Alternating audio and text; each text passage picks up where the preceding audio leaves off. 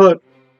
So this video is going to be a performance review of State College Community Theater's production of the Iliad, the Odyssey, and all of Greek mythology in 99 minutes or less by J. Hopkins and John Hunter.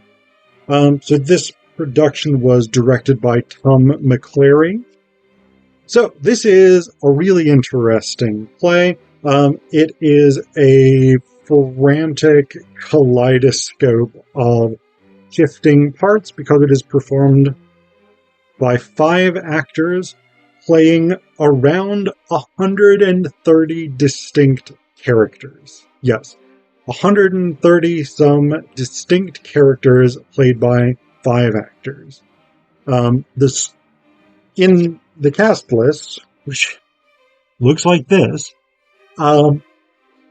the smallest number of parts played by one particular individual is 17, played by Ian Dargetts, and the largest numbers, Andy Ogrink and Margaret Higgins.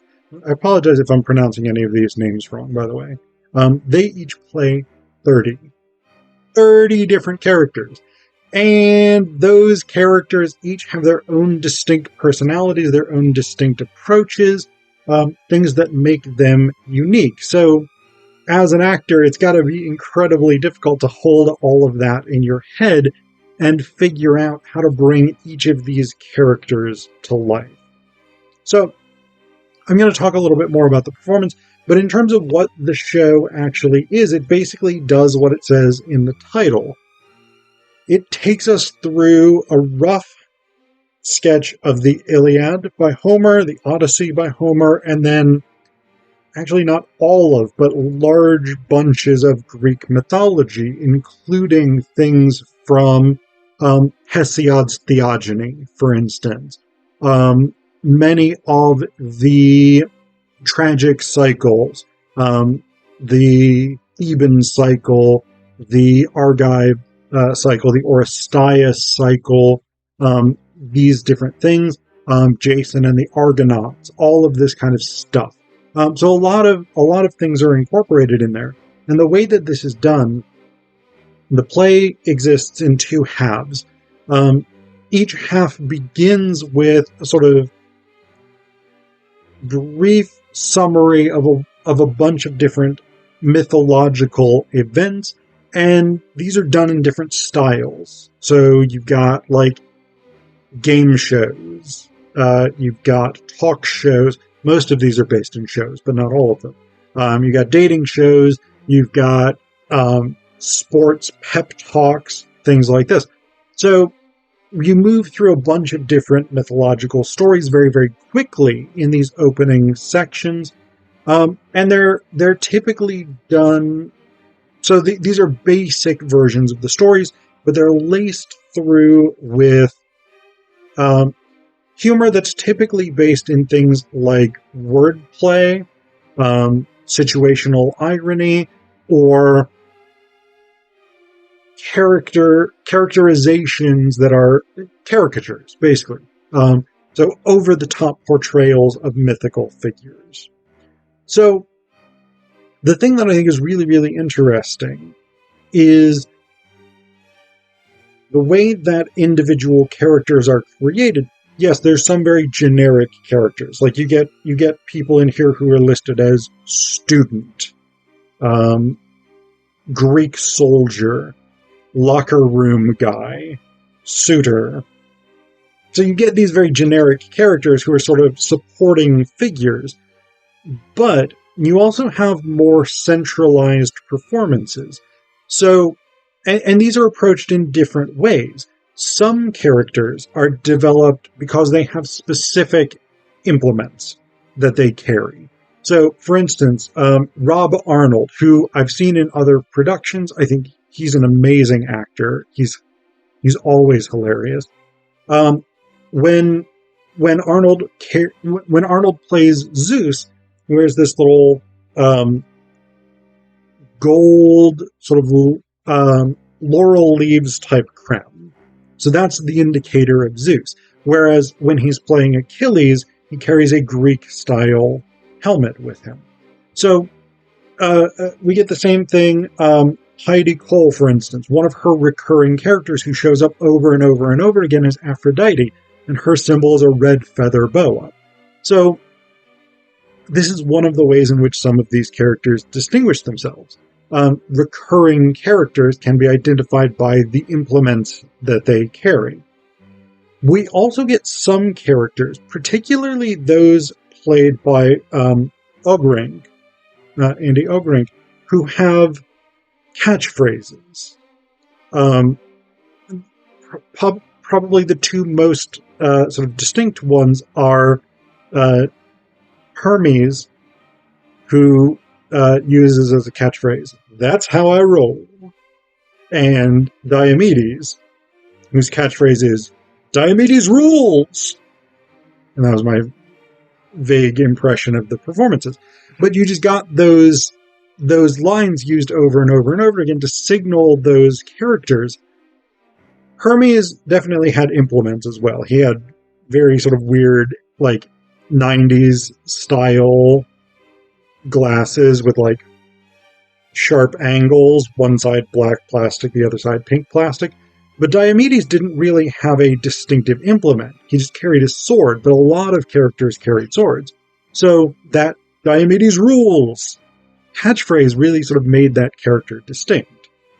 On the other hand, you had some figures who were really interesting and dynamic in themselves, who didn't necessarily have something sort of visually or orally recurring about them. So Margaret Higgins, for instance, one of her characters that was attention was really drawn to it was Semele, who was the lover of Zeus and sort of mother of Dionysus, in that she is initially the mother of Dionysus, but then when Semele is destroyed through Hera's trickery, Zeus takes fetal Dionysus and sews him up in his thigh, which is where Dionysus is gestated for the rest of his gestation period, which I think is not normally how things go, but you know what? God's going to do what God's going to do. But Higgins' performance is particularly interesting there because the play draws so much attention to her death scene as Semele. So Semele is tricked by Hera, who, interestingly enough, is played by Ian Dargits, and she is the one sort of recurring character whose crops cycle. Basically, they cycle through a series of household implements. But Hera goes to Semele and basically says, if Zeus really loves you, make him promise by the river Styx, make him swear on the river Styx that he will show himself to you in his true godlike form. Which Semele is like, yeah, okay, I'll do that. Zeus isn't thrilled with this because when he shows himself to her in his true godlike form, she will die a horrible death. Basically, she will get sort of roasted, I guess, from his divine radiance, or something like this. So, Zeus spends a lot of time, like, building up this death scene, basically being like, you're gonna, I forget what exactly it is. It was, you're gonna perform this with a ton of feeling and emotion, so much so that it's gonna be mentioned in the reviews. Check it off the list, mentioned in the review. And then Semele and Zeus gathers all of the other cast members around, puts Semele in a chair center stage, and it is this sort of, the thing that makes it a hilarious moment is that it is this weird, like, yes, she performs all of the motions that Zeus narrates for her to perform, but it's also done in this just very awkward, almost mechanical way. So, yeah, I mean,